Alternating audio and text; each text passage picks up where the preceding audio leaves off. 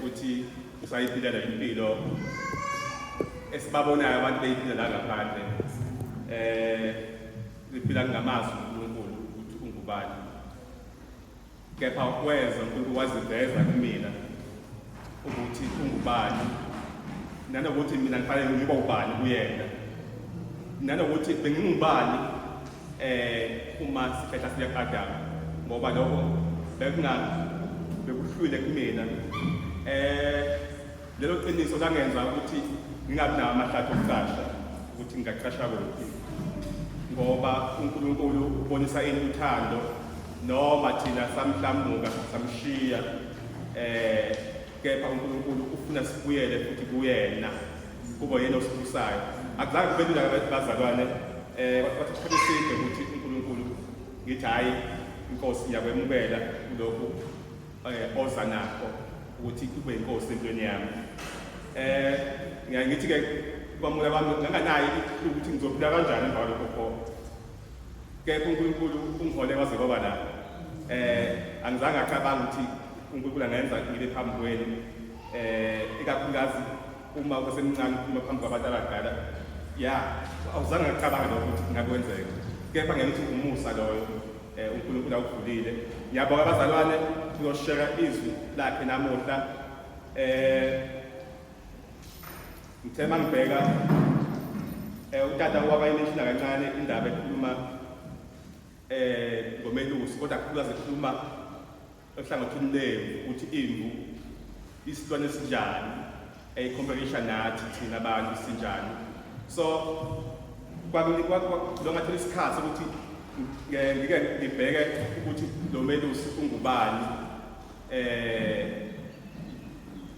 uma ngibheka lapha kuMasango 2023 ngithole bazalana okuningi ngalendlela ukuthi ngithe yazi bengithi ngiyamazi uNkulunkulu bengithi ngiyamazi uJesu ungubani nalokuthi uinvolve kanjani empilweni yami until ngizengibhekisise kahle la lamahubo 23 ngamthola okuningi bazalwane ngithe namuhla ake mhlawumbe sikushare sindawonye sibone ukuthi akukho esingakuthola sindawonye so sizofunda khona leyo ndawo leyo amahubo 23 mhlawumbe uma khona sheshe wafika ngizocela ukuthi asifundele khona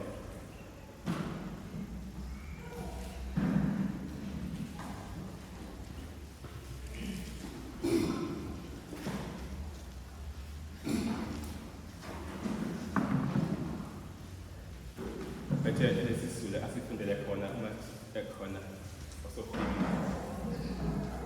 Jehova uMalusi wami angiwe swele ngilalise emadlelweni namhlanje ngiyisa nasemanzini okuphumula ngizomphefumulo wami ngangihola ezindleleni zokuphumula ngenxa yegama lakho uma ngihamba esigodini sethu ezinokufa angisabo kuba wena nami intonga yakho nodondolo lwakho ziyangivuza lungisa itafula phambi kwami ngikufeni izitha zakho ngoba ikhanda lami ngamafutha umndeni yami iyachachisa impela uhle nomusa uyakungilalela mihla yonke ukuphila kwami ngiyakuhlala endlini kaJehova kuze kube phakade. Sibongele baba.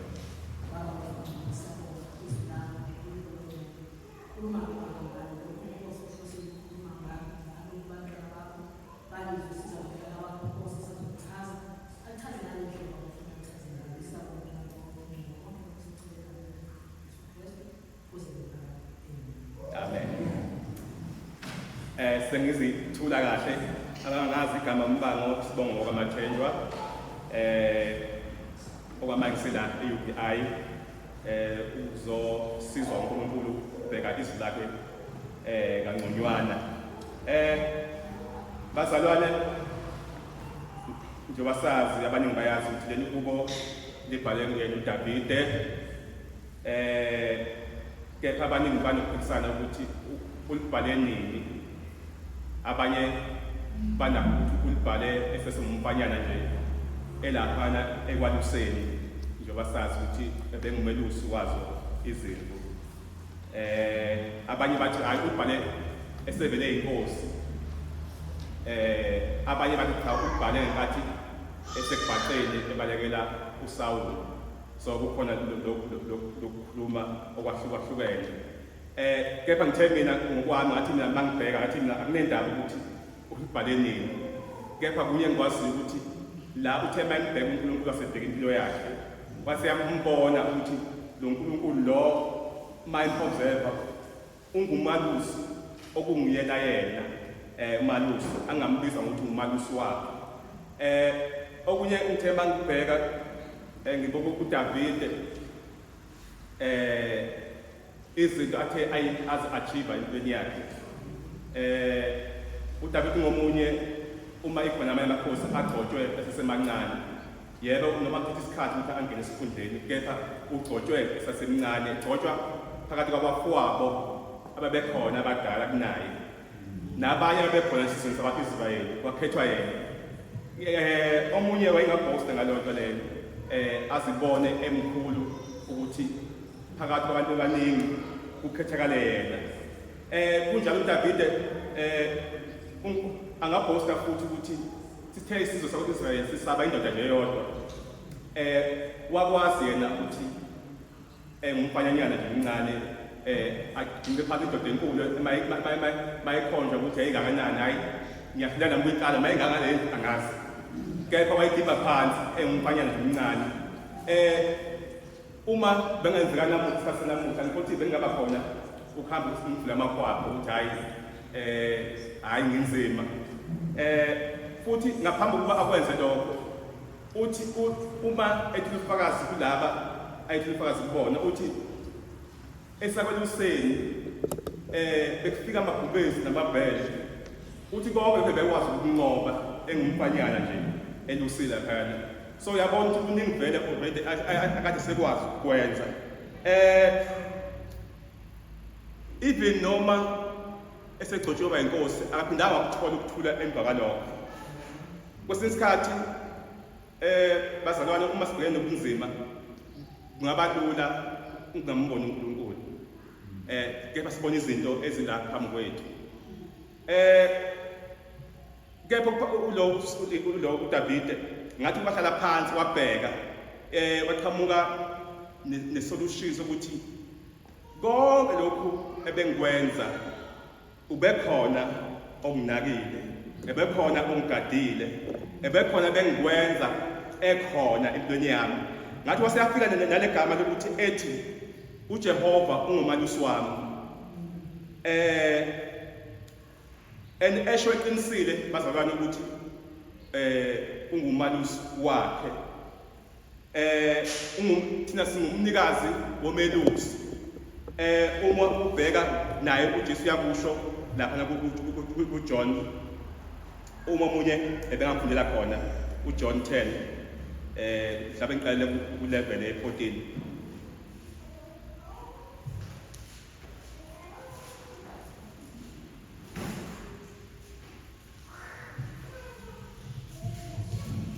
uJohn 10 uqala ku-level 14.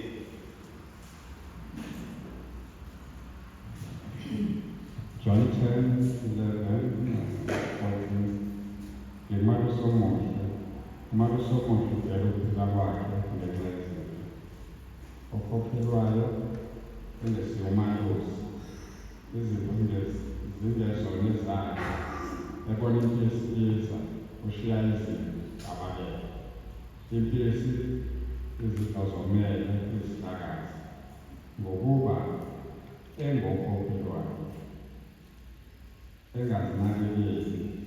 Engazinakekeli mina ngumuntu somuhle, ngiyazazi ezami, nezami ziyangazi.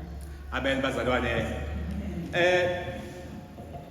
Utata waveza indaba engithena mase ngiyithola kamuva ukuthi kanti izimvu zilolu hlobo lezilwane ukuthi ngokwemvelo yazo zuhlobo lezilwane esinovalo kakhulu.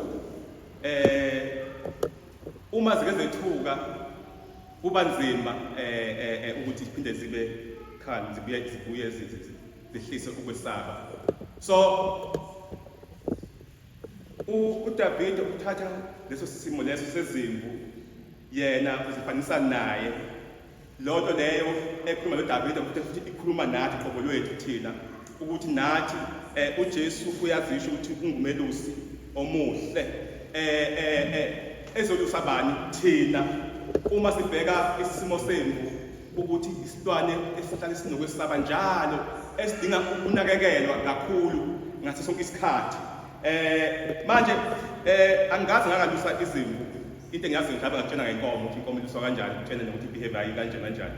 Kepha bakhona abalusile izimvu, bakhona futhi abayifuyile izimvu namuhla. Kepha kakhulukazi izimvu zifuywa kakhulu ezweni lapha e-Middle East, iyona into eyaziwa kakhulu. uDavid inkothi wayiveza nolimo kanje ukuze bezomuzwa kalula uma ekhuluma kanje ngoba yazi ukuthi imvu idinga ini, idinga ukunakekela kanjani. So masibe nalomqondo ukuthi sikhuluma ngasiphi isilwane njengoba uDavid indaba eyibeka ukuthi uJehova the Lord is my shepherd. uNkulunkulu njengomuntu one-authority, uNkulunkulu onamandla ongaphezulu kwakhe. Even noma uDavid ebengaba u-achieve izinto ey'ngakanani empilweni yakhe, kepha akafinyeleli lapho ethi yena abone uNkulunkulu as uNkulunkulu nje, umbiza ngokuthi umalusi wakhe. Kungafani namuhla baningi omelusi esinabo abantu ababakhethayo. Utata wamenshina last week ukuthi kusesikhathi bakhona uNkulunkulu abaphakanyiswayo these days.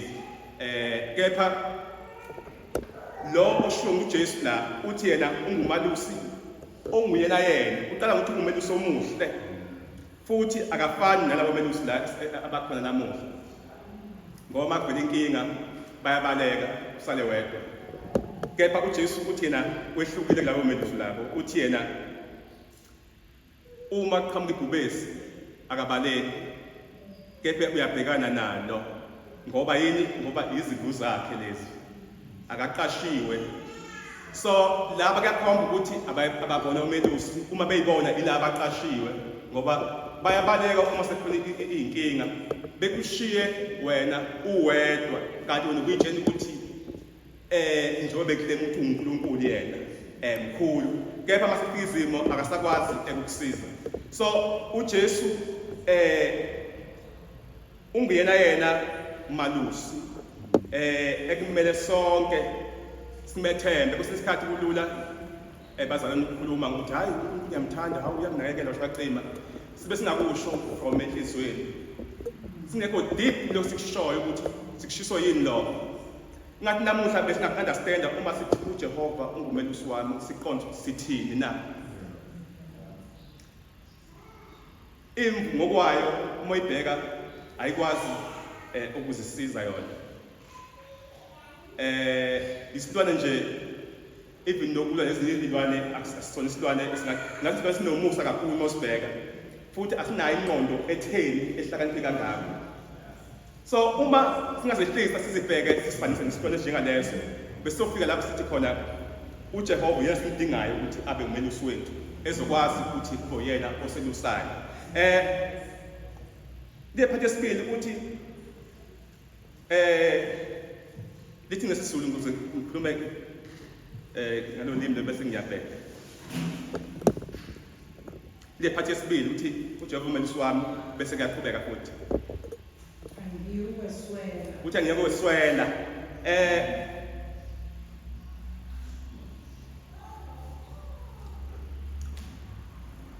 Okuthini nabazalwane, ukweswela kukhona into esingathi isidingo noma okanye ama-wants, ngazokubeka izinto lezo ongazidingi wena ucabanga ukuthi uyazidinga. Akusho ukuthi njengoba singabantu baNkulunkulu angeke ebe khona ama-challenges azoba khona, ngeke khona izinto, kepha uNkulunkulu yinto azoyenza zonke into eyisidingo kuthina. uNkulunkulu uzokwazi asiphe yona, kepha into thina edingwa inhliziyo yethu engayiyona lesiyidingayo thina kahle kahle, uNkulunkulu ngeke azasiphe leyo nto esingayidingi thina. Kepha uthi uDavide uyamethemba lo melusi ukuthi uma ekhona empilweni yami angiyokweswela. Ngeke ibe khona into ezoba isidingo engiyokweswela yona. Ngifakazi walokho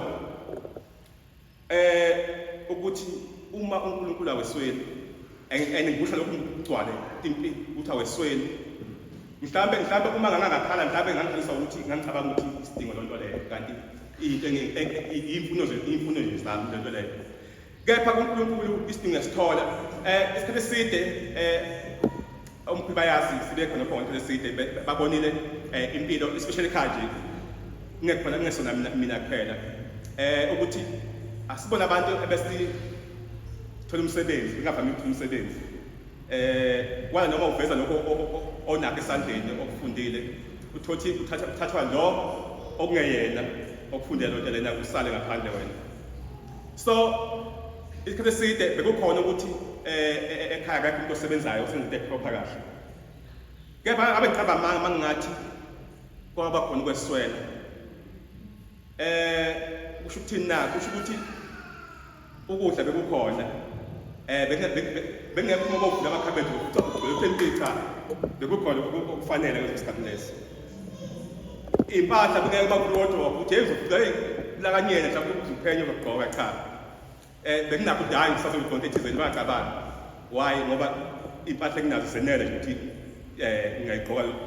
Kepha akufikanga lapho ngisibona khona ngithi ngiyahlupheka. Inkulunkulu mhlawumbe besisiza kakhulu lonto leyo. Why? It's because okunye bengaba nje ama-once nje kunje hayi ngiyafuna ukuba nemoto. Kepha bengikhona kuyethawini even noma ngabe tax uma kuseduze ngenyawo ngaba ngenyawo. So uzothini ukuthi uyahlupheka bezobheka ngithi cha kunjani. Lezo zinto zingama-once not ama-needs. uJehova uyaprovide in terms of your needs. Verse 2 ngicela ngifundele yena.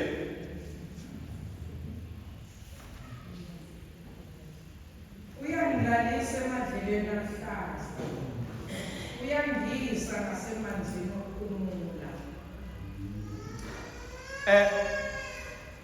Bese ngifezile bazana ukuthi ngokwemvelo yayo isilwane esesaba kakhulu masithukile kuba nzima ukuthi usibuyisele noma sibe esimeni lapho singesabi khona. So ukuze sibuyele esimeni okuyisina sona kufanele ukwazi ukuthi usikhulule lonto le esiyesabayo. Okwesibili asihlaliseki kalula kakhulukazi uma izinto zindawonye kuba khona lezo ezinamandla ezikwazi ukuhlupha lezi enganawo amandla. So thothi ayisakwazi ukuhlaliseka kahle kuleyo ndawo le ezikuyona ngoba yini sihlushwa ilezi ezinamandla. So ukuze size sibe cool kahle kufanele kube khona umuntu ongenelelayo. In this case umalusi kufanele angenelele. Into futhi ebuye sihlanganise kakhulu leyilwane lenkukane leseyigcwala la ebusweni bazo nasemakhaleni. Siyasibona ke izilwane ezihlukahlukene nasenkomeni kuba khona lonto leyo. Ngibona amabhubesi kuze inkukane la. Imva iswana lonto leyo iyahlanya ngempela. So kumele kube khona umalusi uma ebona lezo nto ngoba lenkukane zigcine seyizalela la nasemakhaleni. Umalusi kufanele azakwazi ukuthi azigcobise oil athizeni ukuze lokho kunuka kwawo ususe le impukane lezi. Then ikwazi ukuthi ikhululeke manje ingabisaba level ehluphayo. Enye into uma ilambile ayikwazi ukuhlaliseka kahle. So umalusi kufanele enze njani na akwazi ukuthi ayifunele noma ayitholele idlelo lapha izodla khona ibe right. So yonke lonto lena yenza ukuthi imvu iphile esimeni esikahle. So umalusi uyakwazi ukuyiholela emadleleni aluhlaza uyakwazi ukuyinika into ezokwenza ukuthi igcine ibohle lesimo ekusona. Nalo hlobo lukamelusi olunjalo elaziyo izimo esikusona noma esidlula kusona. Singabantu ngokwendalo nathi sinovalo olukhulu kabi, umuntu unovalo olukhulu kabi ngokwendalo yakhe. Kepha uNkulunkulu uyalazi lovalo lelo, uyazazi izinto esizesabayo.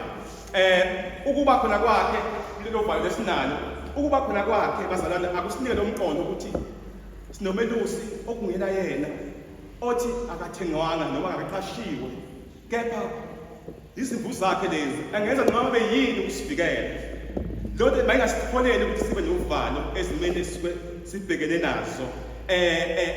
Siyazi ukuthi ngokwendalo yethu sinjalo vele siyesaba, kepha futhi masikwazi ukuthi uma ubukhona kwaNkulunkulu kuletha ini na, kuletha lelo themba ukuthi ukhona umvikeli wethu. Noma ngabe yini engiyiswayo, noma ngizwe impisi ibhonga laphana, akungakusabisi lokho. Ngabe zikhona izimo elifini yethu ezingenza ukuthi singahlaliseki ekukholweni kahle, ngoba lezo zinto lezo ziyasethusa. Kunezinto ezingasihlupha empilweni zethu, sisenze sihlale sinalento le yokuthukuthela, singahlaliseki. Kepha masikhumbuleni bazalwane ukuthi ukhona umelusi ozongenelela kuzo zonke lezi zimo lezi.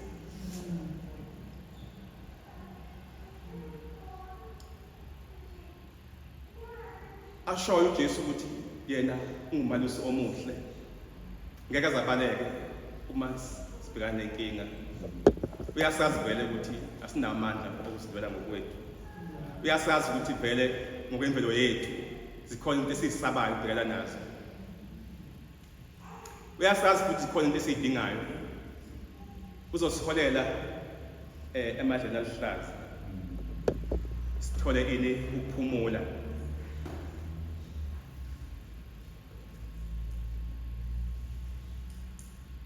Uthi ungiholela ngasemanzini kanjani ke? Ngasemanzini okuphumula. Sesishilo ukuthi izimvu magwala kahle kahle. Even ngisho amanzi amuva ngamandla ziyawesaba ngokwemvelo yazo. So umelusi uziholela kokuke kulamanzi la, isayila amanzi amile noma angamuvi ngamandla. Why? Uyazi ukuthi kunezivunguvungu, kunezimo around us ezisenza sesabe, singakhululeki kahle, kuneziphithiphithi ezenzakalayo kulo mhlaba esiphila kuwona. Zikhona izimo izwe lakithi South Africa nje, izimo zokusebenza, ayikho imisebenzi, khona ukuxabana phakathi kwama-foreigners bahlala ngaphakathi bangayona indaba zokusebenza nani nani, yonke lento leyo. Khona amazwe ayalwa yileli naleli, khona isiphithiphithi lo mhlaba esiphila kuwona. Kepha uNkulunkulu kwenza sure ukuthi lezo zimo lezi ezikhona zingasi-affect thina, asenze sibe asikhonele kulamanzi la athule, anganaso isiphithiphithi esokwenza ukuthi sina sesabe izimo ezisihaqile thina. Ngoba uyazi ukuthi sashaya saba nomoya wokwesaba. Umuntu wesabayo vele usehlulekile already.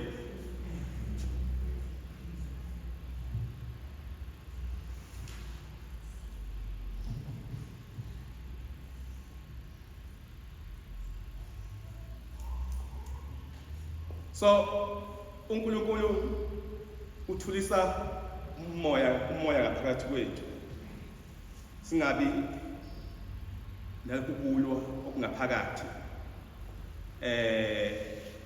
okudala izimo ela.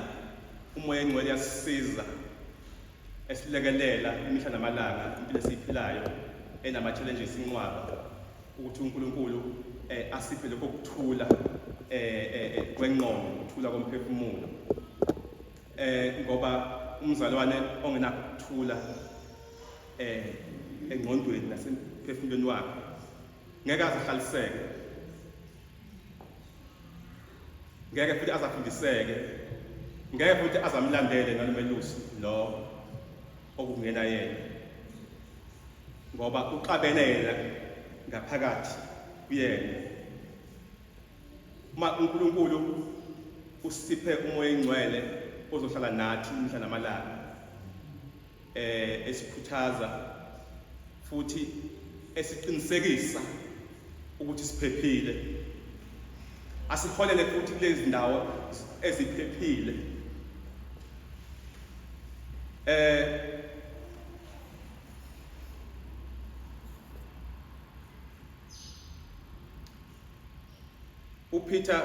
First Peter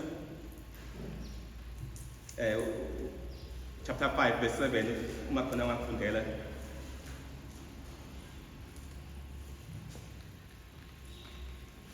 First Peter 5 verse 7. Liphose izinkathazo zezonke ezikwayo ngokuba uyalikhathalela. Uthi masiphose inkathazo zethu kuyena ngoba uyasikhathalela.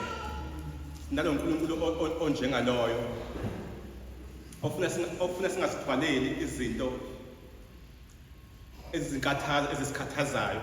Kukhona izinto ezikhona la empilweni zethu uNkulunkulu akafuni ukuthi siyithwalele thina, kepha ufuna siziphonse kuye. Ushilo wathi na ungumelusi oyena uthi udela ukuphila kwakhe ngenxa yezimvu zakhe. Noma angahamba uhambo olude ukuyosivikela thina ukuze sihlale siphephile, asithwalele konke ukukhathazeka kwethu. So nalo melusi onjengaloyo ofuna siphose inkathazo phezu kwakhe. Bazalwane, siya kuyena usithola ithuba elanele kanye naye, sikwazi ukuhlala kanye naye, sikhuleka phambi kwakhe, sikhuluma kanye naye, simtshena konke okusihluphayo ngaphakathi kuthina. Ngiyakuphinda phela ngakusho ngisophongolo dade bakuzo ukuthi kunomzalwane owakhuluma into ebaluleke kabi, wathi it's never enough ukuthi nina nezimndeni niyakhuleka njengoba ngikhuleka nonkosikazi, ukuthi akwanele lokho. Kunesikhathi la ufanele wena uwedwa uye phambi kaNkulunkulu ngoba wasindisa uwedwa, wayengekho unkosikazi. So ngizomtshena konke okungaphakathi kumina. Kwesi sikhathi siyafihla simfihlele sesibabili kanje face to face, simfihlele esinakho enhlizweni zethu. Ngaze ngathi kwesi sikhathi umtshela ngisho into engathi iyihlazo okumnandi ukuthi utshena umuntu okuyena yena ngempela ozokufalela. Ukuthi hayi Nkosi, isikhathi ngivukele umona nje. Mabencoma umuntu nje ukuthi hey kwenze kahle ngibe nomona. Umtsheni into njengalezo okunganzima ukutshena umuntu la emhlabeni. Kepha utshele lo onamahlombe okwazi ukuthwalela lezo nkinga lezo. So singesabi uNkulunkulu ukumnikeza imithwalo yethu, simnikeze ngoba uthi yena uyasinakekela futhi unendaba nathi. Kepha uma uyotshela uShembe laphana ngoba ucanga uNkulunkulu, uShembe akanama nawe nenkinga zakhe ezikhona. Baningi uNkulunkulu ngababala abakhonzwayo these days. Kepha thina sinomelusi owasifela ngoba ekhombisa ini ukuthi uyasithanda. Abafe phela babona ukuthi cha ngempela basikhathalele. Baphinde bevuke futhi ngoba ngafi kodwa ungakwazi ukuvuka. Abafe phinde bevuke.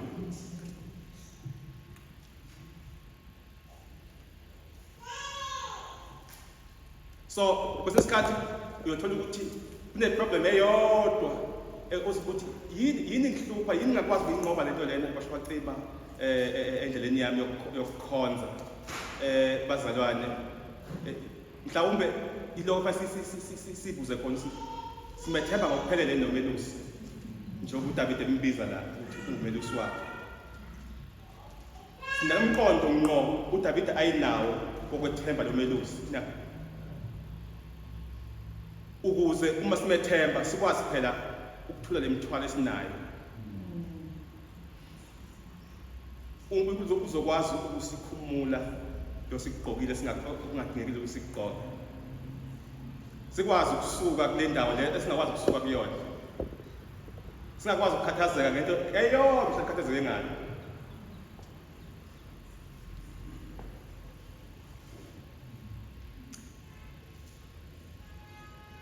Verse 3. Ubuyisa umphefumulo wami. Uyangithola izinto zokulunga. Ngenxa yegama lakhe. Uthi ubuyisa umphefumulo wami. Abaziyo babathi izimvu. Kodwa ngiyanotice nakwezinye izilwane ziyathanda ukuthi zigeqile nje lale phansi bheke phezulu. Ngame noma seziyiwudla lapha. So nazo ziyakwenza lokho. Indawo nje engathi isabudanyana nje ngatheni ukuze zingene kahle ibheke yazo ingene kahle bese ziyakwazi ukuthi ziyihudle la ngemuva la. Makenzeka ukuthi ithi yenza lokho imvu ukuthi manje ayisakwazi ukubuyisela imlenze emuva. Imlenze ayisakwazi ukuthinta enhlabathini. Baye bethi ithuka kakhulu ithuke umoya ugcwala isisu ne-circulation ingasakwazi ukuhamba kahle ifike la emlenzeni kahle la. So uma engekho umelusi ozoyinceda leyo mzuzu loyo bathi izofa soon after that for ama-hours. So umelusi mshe izimele njengalezo uyafika afike ayivuse kahle angayithethisi abese ethi kuyirabha la ngoba manje igazi lingasahambile la. Ayimise kahle isikhanyana ukuze phela ikwazi ukuma izijwayele ukuthi hayi singakwazi manje ukugcoba kahle phansi bese ayiyeke ikwazi ukuhamba. So ngiyacabanga ukuthi kube yimina ngibengafike ngiqale ngithethe nje impela nje ubona uzofa la. Kepha sinomelusi onjengalo onomusa ofike akuvuse kahle arabhe inyawo imlenze le ukuthi igazi lihambe kahle.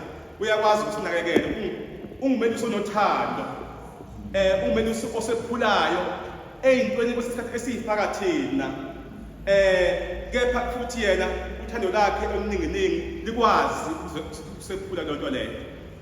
Kwesinye isikhathi thothi sithi-ke angisenendaba fika lapho uthi nje akunendaba ngiphila impilo yami ngendlela yami. Kwesinye isikhathi lokho ufika ngiyangithi not nemali ngoba kwesinye isikhathi noma ungenayo imali mhlawumbe ufika ngathi upheka kakhulu kuyafika lapho ukuthi awunendaba khona uNkulunkulu. I want to live impilo yami ngendlela yami. Noma okanye ufika ngathi unakho konke awumdingi uNkulunkulu. Lezi zimo ziyenzeka. So zihamba zisifake kuphi enkingeni. Bese kufuneka futhi uyena uNkulunkulu ozosephula. But siyambonga ngoba akayena umuntu njengami. Unomusa. Ingakho bazalwane mhlambe kwakufanele ethi ayosifela isiphambanweni.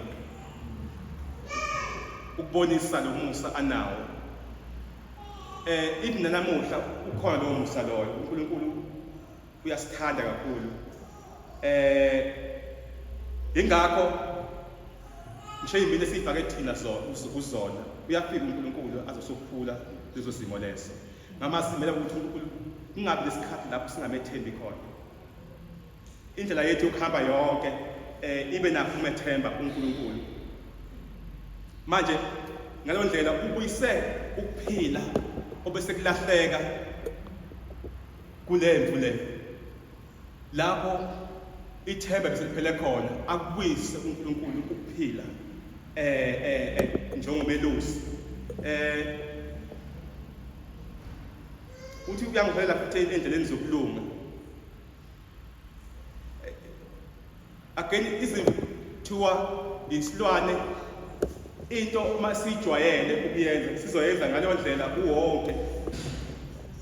Njengokuthi nje uma ikhiphe sibayeni uma iba msikudla lapha yana sizophuma ziyokudla lapha. Mathiwa njalo lonto leyo iba injwayezi sijwayela ukudla endaweni eyodwa. Lo ndawo iziqothuke vele uma sisendaweni eyodwa vele zizophinde ziyingcolise kwazona. So igcina iba leyo ndawo iba nani nobuthi ubuthi igcina iba ngendlela ukuthi singagula uma iqhubeka sidla kuleyo ndawo leyo. Kepha thina asinayo lo melusi ongazinakekeli izimvu zakhe. Ngamanye amazwi ila sibonakala khona ukuthi thina siyamdinga umelusi uma sibheka ukuthi kanti kulula nathi ukuthi sifana nalezi zimvu lezi ukuthi into esiyijwayele siba comfortable kuyona singafuni ukusuka kuyona. Yabona makathiwa okwabaningi kuthiwa hayi awusuke uye China nje manje uyohlala khona ukushumayela ivangeli khona. Kunganzima bamba zonke into ezikhona lapha nani ngoba sifila ngathi comfortable le ndawo sikuyona. Uma kuthiwa sukuma wenza into ethizeni ebandleni ongajwayele ukuyenza kuba nzima ngoba ufika ngathi comfortable la usukhona khona. So uNkulunkulu wethu uyabona uma lo ndawo sikuyona izosigulisa, asisuse la, asise la, ngamazwi asitholele elinye ihlelo esizofumana ukuphila kulona, engeke sigule kulona. uNkulunkulu uyasikhathalela even nanokuphila kwethu spiritual, ukuthi phela singahlali endaweni eyodwa, makube khona phela ushintsho oluba khona kuthina ngaphakathi. Makubonise ukuthi umelusi esinaye uyasondla, uyasisusa endlelweni abonayo ukuthi asinalutho, asise endleleni lapho sizofumana khona utho, la sizokhona ukukhula khona, sizokhona ukuba nempilo, sikwazi ukukhuluphala kahle, sikhuluphale spiritually.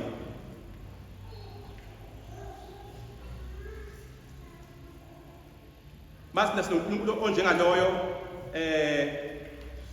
osivikelayo kuma parasite, osivikelayo kuma diseases, angadalwa yini na ukuhlala endaweni lapho kungasekho lutho khona.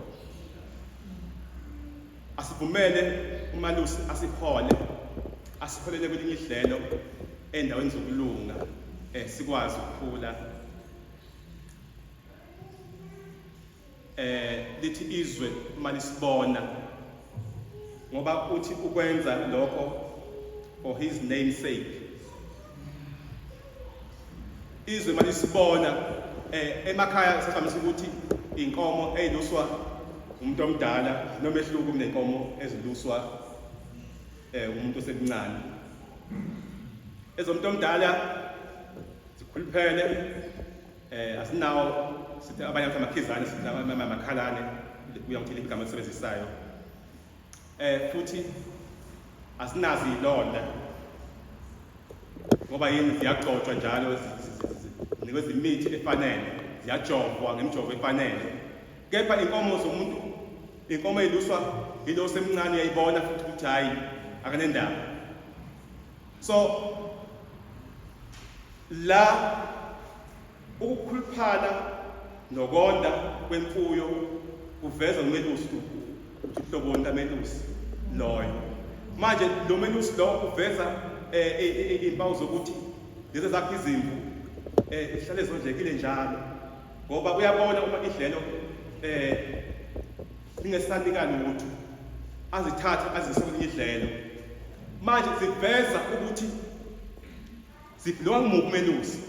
Manje bazalwane, kuyasibiza ukuthi la sihamba khona siveza muphi umelusi na, inkambo yethu iveza ubani na. Emsebenzini esisebenza khona, esikoleni esifunda khona, noma kuphi umphakathi esiphila kuwona, abahalele ukweluswa yilo melusi lo abambona la kuwena ukuthi hayi ufidekile. Futhi lokhu kubiza ukuthi shuthi bese simele nathi ukumazi lo melusi, singagcini ukukhuluma ngaye emlonyeni, kepha masimazi, simethembe, siphile ngezimiso zakhe yena azibekile izilanga.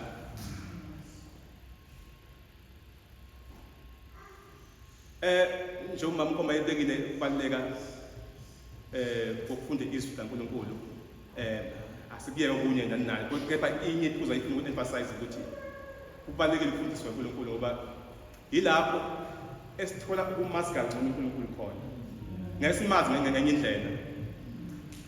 Futhi mina noma ngabe abafundisi beshumayela phambili even neviki ngeke simazi ngeke umazi kalula ngendlela yokuthi wena uziyele wena khona uyozifundela wena izwi kaNkulunkulu. Ngenkathi wenze njalo uNkulunkulu uyazembula kuyena umazi kangcono. Ingakho ngenkathi umazi kangcono ukuthi ungubani uzoba nesibindi sokumbiza ukuthi uJehova ungumelusi wami. Ngoba usunako understand ukuthi kanti ingaka into ayenzayo empilweni yami.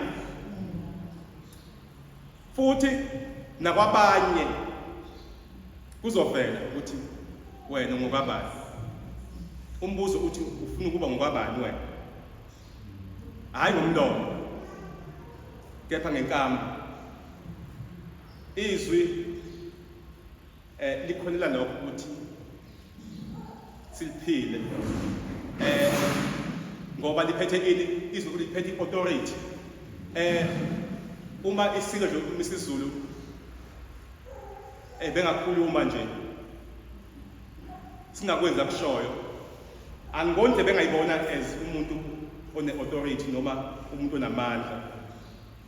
Ebengezibone kanjalo ngoba izwi elokuthi uma selishiwo bese iyenziwe. NakuNkulunkulu kunjalo. uNkulunkulu ukuze sibone impela une authority kuthina masiphile izwi kaNkulunkulu. Masimvumele uNkulunkulu asipholele ekulungeni kwakhe. Ngicela ngifundele verse 4. Noma ngimanga esikoleni sethu lokubi angesaba okubi ngoba wena indawo yakho nodondolo lwakho ziyangifuza. Yebo. Kuthiwa esama noma ehlobo abelusi bathatha izimvu bezise phezulu lapha entabeni ziyodla khona. Kepha ukuze ifike khona phezulu lapha indlela efanele zisebenzise kunendlela ezilula ukuthi uhambe uzona. So kepha lezi ndlela abahamba kuzona ezinye zazo hamba zibe mnyama. Khona indawo lezi ngathi nje zizikhoshanyana futhi kumnyama. Siyakwazi nathi uma sihamba entabeni asihamba endaweni ibe mnyama ubone ukuthi uma kuthi khona isilwane lapha kunganzima kuba ngathi sophuma sona isilwane. So wawuthola bahamba endaweni enganjalo ezinye zazo uthola zinalamatshe lawo akwazi ukuthi uma ugcobile mhlawumbe even ukuse phansi nendawo ezinamaxhaphozi ashonayo kona. So kunobungozi obuningi uma uhamba lo ndlela kuyiwa phezulu lapha entabeni.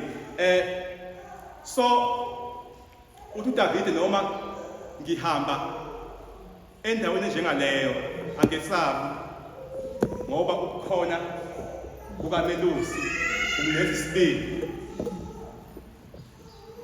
Kusitshela ukuthi empilweni yethu noma kanjani zizoba khona izinto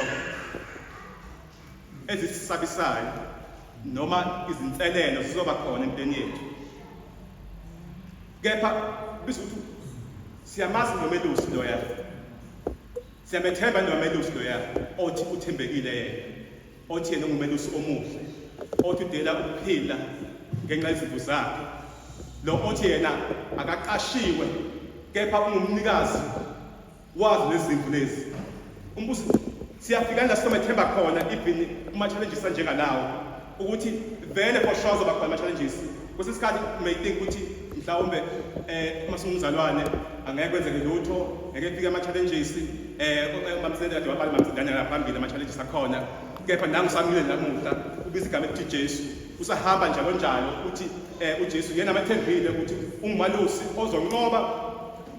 unqoba kwethu ukudlula khona abazalwane ukudlula kula ama challenges lawo. uNkulunkulu akathi ethi hayi abypass imali yakhe ufuna sidlule khona la. And okunye uNkulunkulu ngakakunikeza ama challenges azokubulala. kepha uzokunikeza ama-challenges azokwakha. U-1 Peter chapter 4 verse 12 uma umnyanga gijimela khona.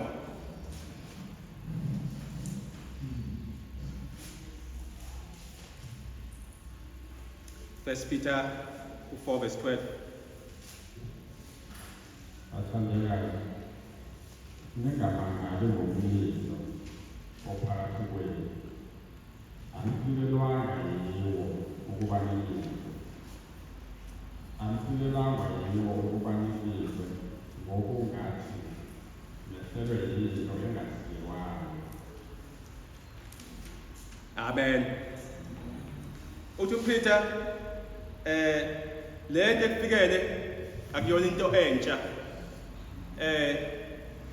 Mayingakuthusi ngoba futhi ayizelanga uzokubulala, kepha izokuqeqesha, izokuqinisa.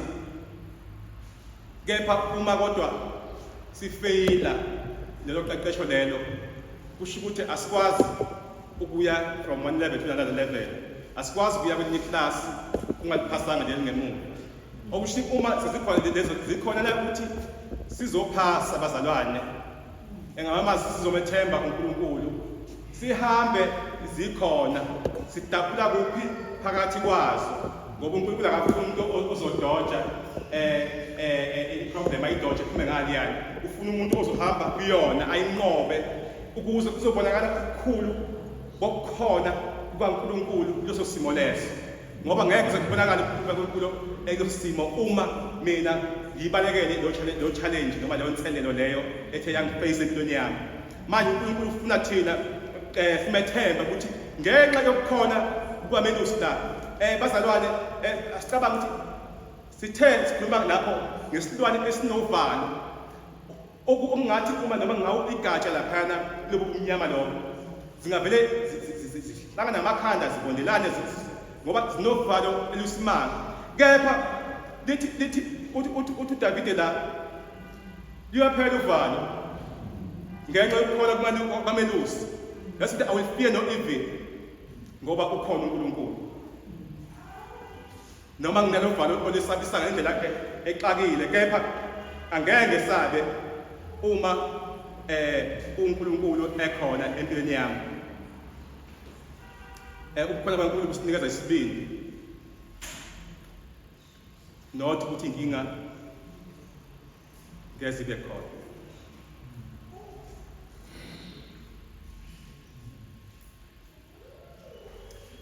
Ephinde qhubeke ethi la uthi your rod and staff, ngicela ungifundele lapho ngesizulu.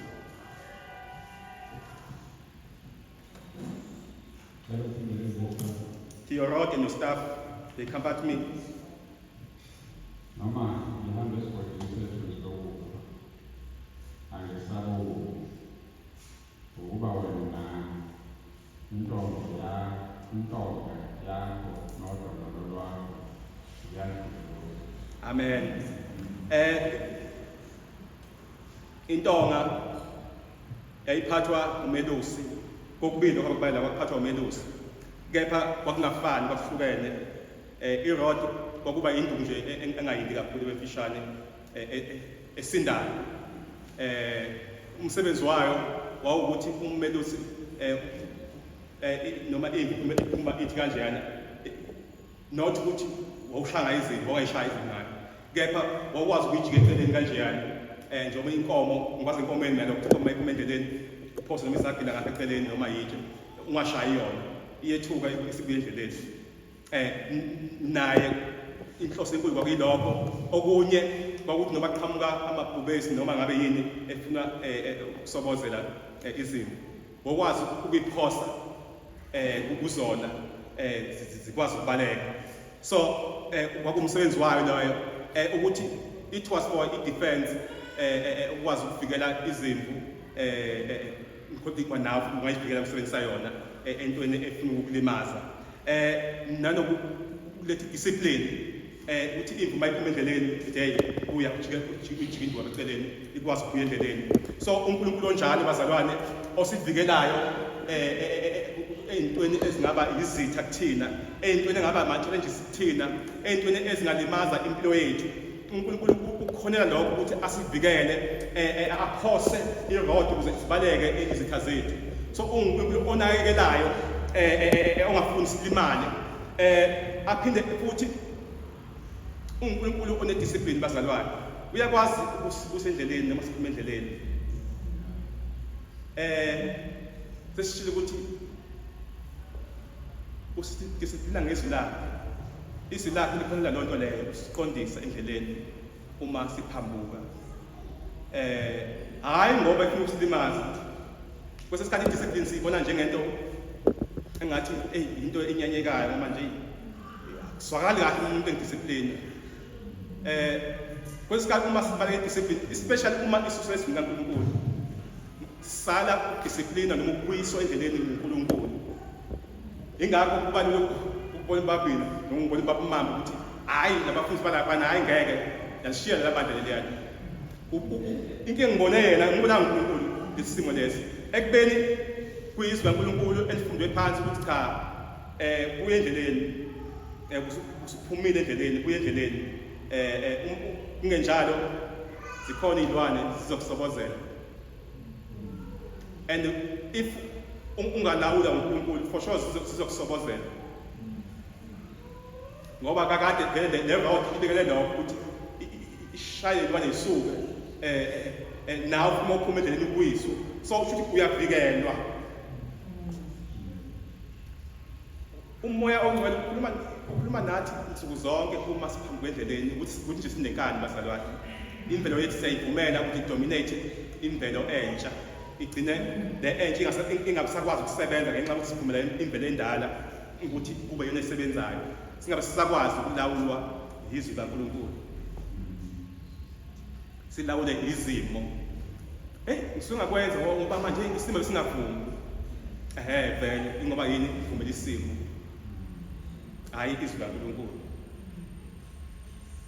Mase nalo hlobo likamelusi elisigade ngayo indlela, bese kuba nale nduku ende okuthiwa istaff idondolo, yona ke yayingenkulu, yayingasindi, yayikahle nje. Nayo yona ngasiyo nokuthusilwa nani, kepha yona yayikwazi ukuthi nayo uma mazinyane mhlawumbe ehamba nonina ephuma eceleni kwisipha nginina staff baside vele kuyise izibuyele kumama, okanye noma imvu iwe endaweni mhlawumbe ngene emeveni okanye endaweni eyiwa laphana, ukwazi ukuyidonsa ngoba yayinehuphu lapha phezulu uyibuyise. Okunye futhi nanokuthi yena umele usigqoko lwakhe uyakwazi ukuthi mayihamba endaweni emisile kanje akwazi ukuthi ibe udondolo lakhe. Nezimvu kusesikhathi uma mhlawumbe seyikhohliwe uyithinta nje ukuthi hayi sambeni ziyakwazi ukunyakaza.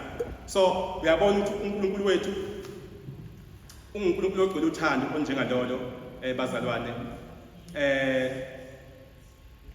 uyakwazi ukuthi noma endleleni sesikhohliwe asithinte nje hayi khumbula phela, khumbula ukuthi ubani. Noma singene enkingeni uyakwazi ukusenyula khona kuleyo nkinga esingene kuyona ngoba unothando.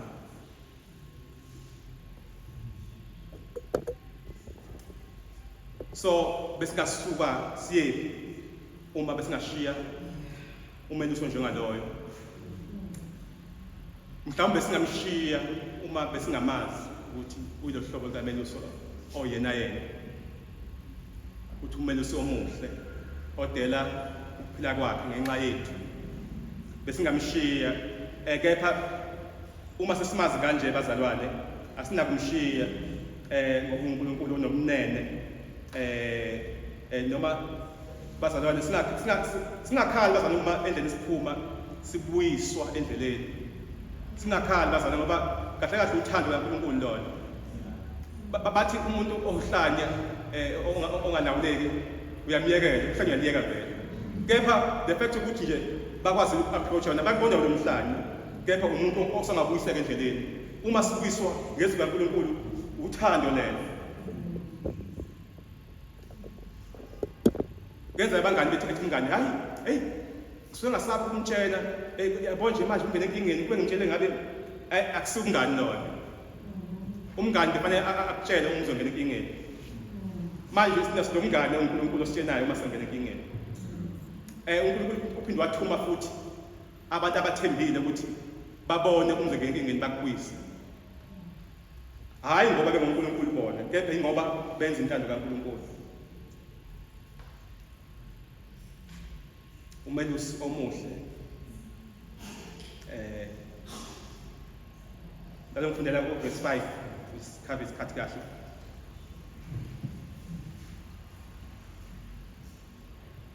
Olungisa itafula phambi kwami ebusweni bezithazana ugcoba ikhanda lami ngamafutha indlebe yami iyakhithika.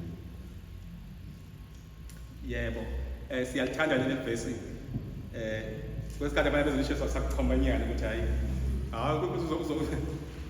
uzongenza le tafula phambi kwesithazana bakulenkinga into enhle leyo njengoba sitshile ukuthi kwisama abelusi baya entabeni phezulu bohlisa izimo la phezulu endaweni enotshani so ezinyuka ziya entabeni kuthi umelusi uhamba aphuthume phambili ngoba le ndawo bayakuzona kuthiwa ama-tablelands futhi indawo ukuthi yabheka kanje ezisicaba kamnandi afike khona ayolungisa indawo lapha lemfuyo ezodla khona asuse konke khona izihlahla eziyingozi angayisusa nengxabo ezingaba ingozi ayisuse aphinde aye kule ndawo lezi enamanzi kule ndawo ezimgodi enamanzi afike suse konke lokho ungathi kungaba ingozi okungalimaza inike imfuyo uma isifika zithi ifika nje le izimvu zifica bese kulungiswe konke okwazi ukuthi zidle kuphela so indaba ithi uthi uDavide nomeni unjalo usihambela ngaphambili ayosilungisela singakafiki thina uyakwazi ukubona isidingo sethu uyakwazi ukubona futhi into singayidingi asuse singakudingi asiphe lo sikudingayo ukuze izimvu zakhe zibe izimvu eziphilile ziphuza amanzi clean ziphuza ukudla zidla ukudla okungenawo poison ukuze zingafi so asimbheke lo melusi onjengaloyo osihambela ngaphambili ukusilungisela abazalwane lithi izwi usilungisela phambi kwazi izitha ngamazwi nokwenzeka nje elungisela lapha kukhona amagubesi la abhekile kukhona amabhela kukhona laphana ngoba omunye umsebenzi awenzayo ukuthi aphinde abheke ukuthi ayikho into engalimaza izimvu lapha athi kubhekabhekana kepha ukwenza zikhona futhi zizodla zikhona izitha kepha umehluko omunye ukuthi ngeke zenze lutho izimvu ngeke zisabe ngoba zethembile ipresence kamelusi uthi ukhona esimethembile othi yena angadela ini ke ukuphila kwakhe ngenxa yezimvu zakhe uthando analo lolo lokuthi bazalwane kusesikhathi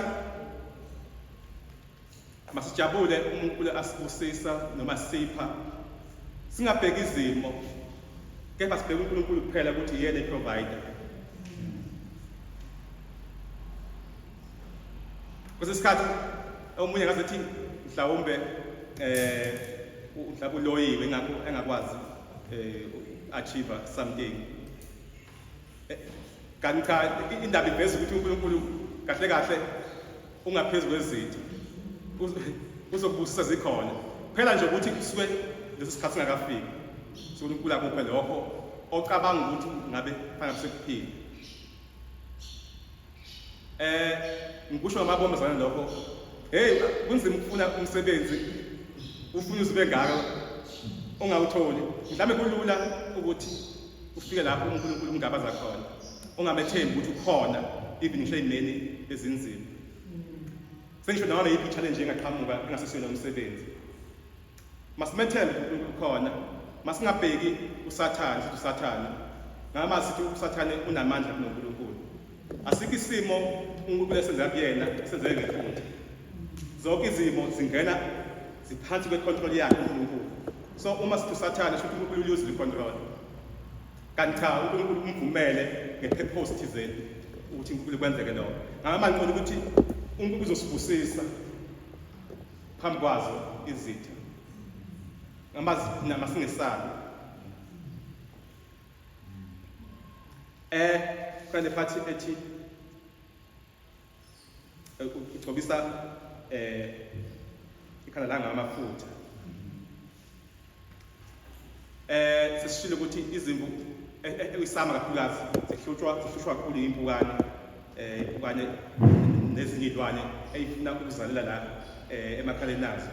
So kuba buhlungu zona izimvu, kuba buhlungu kakhulu ngendlela ukuthi bathi ziyasangana ezinye zithi zizishayise emadwaleni ngoba zizama ukulwa nalobuhlungu esibiswayo. In the process ziyalimala uma uyishayisa edwaleni uyalimala. So into eyenzayo kumele uma seyifikile phezulu into eyenzayo izinikeza i-first aid kuqala ngoba mhlawumbe seyilimele ezinye zazo azigcobise ngamafutha la ekhanda ukuze isimo sengqondo sibuye. Bazalwane siyadlulela izimo njengalezo la sihlushwa khona izinto esibiza ukuthi inselelo thizeni ezisihluphayo ngendlela ukuthi zikuluzise i-concentration, zikuluzise i-focus kuNkulunkulu. Ugcina usunakazona bese hamba sisakaza everywhere. Kwesinye isikhathi abanye bezofuna ngisho idakwamizo ukuthi ezipholise lobuhlungu sobubuzwa. Abanye uzofuna ngisho izaluleko ezizokududuza kepha kuzelululeke ezidukisayo ngoba uzama ukulwa nalento ehluphayo. Kuningi bazali ngoma singayithatha in the process uma sibhekene nesimo esinjengaleso. Kepha uNkulunkulu uyafika asigcobise, asipholise, asinike ukuthula, asiphe umoya engcwele othi hayi zikhona izinto ezinhlupheka kepha ngehla kuhlupha basekhona umoya engcwele manje. Okuyena ozokwenza ukuthi noma zikhona kepha kuphole engqondweni, kuphole enhliziyweni. Asikwazi ukuthi siphole enhliziyweni nasengqondweni engekho umoya ongcwele. Sizogcina kufuna ukuthi sithole isolution eyintweni using ama-wrong method nezinto ezirong. So sinoNkulunkulu onjengaloyo osinakekelayo onomusa bazalwane othi noma sesilimele asigcobe kahle abuyisele isanity kahle engqondweni zethu. Ithi usibusisa saneliseke ugcwale kuphume uthi uNkulunkulu uyasipha lokho asiphe khona noma kungekuningi kepha kuyaphuphuma kuqhamuka kuNkulunkulu. Nomelusi nguye lo opha izimvu amanzi aphezulu noma zomile. Leso sibusiso lokho kupha lokho kuyaphuphuma enhliziyweni zezimvu ngoba kuletha intokozo. Into eqhamuka kuNkulunkulu iletha intokozo noma etha ukuthi ingakanani. Igcina sengathi iyaphuphuma enhliziyweni. Igcwala inkomishi sikebekele ngaliya.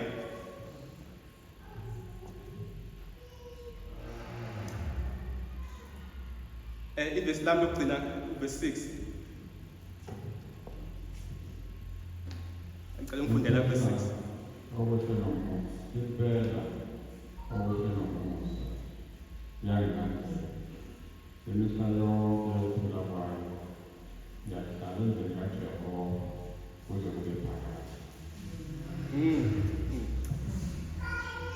Ilegacy eshiwe ilomelusi lo ozinikele akuthini anakekele imfuyo leyo.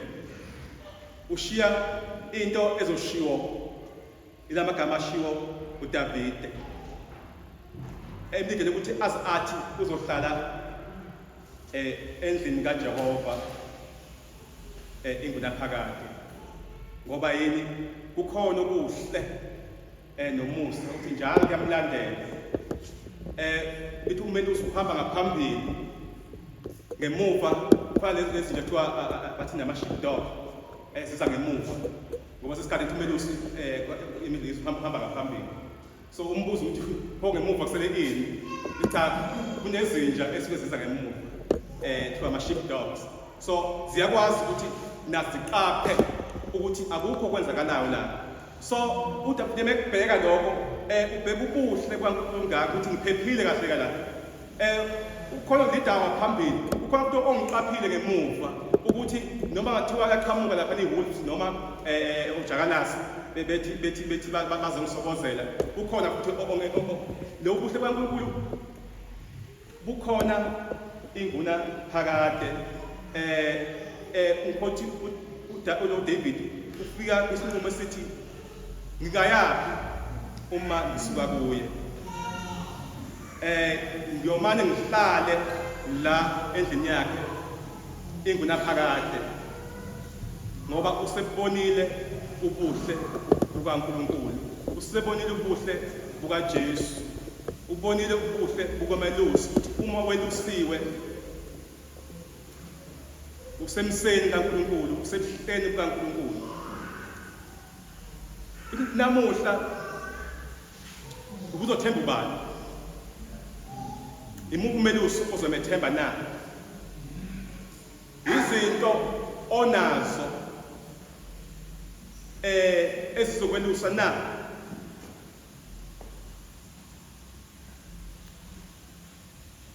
Bese ngeke sithathe ithemba lethu lonke sininguNkulunkulu nothi ngamagama bazalwane. Bese ngathi ngi-abhodi ngamagama. Sikhulume ngoNkulunkulu simbeka mnandi namnandi, but ngokwezenzo akukho lutho. So namuhla bengesikhathi isinqumo sokuthi sisinikele uNkulunkulu ngawo wonke amandla ethu, ingqondo yethu, phefumulo wethu. Singafuni ukuzibambela thina. Sesibonile ukuthi imvu nathi awukho umehluko khona. Okusitshela inaki kusitshela ukuthi asikwazi ukwenza izinto ngokwethu. Siyamdinga umelusi ozeselusa. Akwenzeki-ke nomlimi. That's why kwaba khona into njengama-Bible study, kube khona kuhlangana khona amadoda, kube khona kuhlangana khona abathizeni ukuze sizokwazi nomelusi kangconywana nakuqala, sizokwazi ukuthi simethembe sesimazi ukuthi awukanti sinomelusi ocebile kanje, osondlayo physically, osondlayo spiritually. So namuhla bekubona umlayezo engithe nami mangifunda le ndawo ngathi bengithi ngiyamazi kanti angimazi ngokuphelele. Kepha ngicathi sengimazi kukhona ushintsho olukhona ukuthi hawu angimethembe kakhulu umelusi kanti wenza izinto ey'ngaka ngingazi kangaka madoda. Bazalwane masisondele kuyena simethembe ukuthi umelusi oyena ubuya sikhathalela. Amen.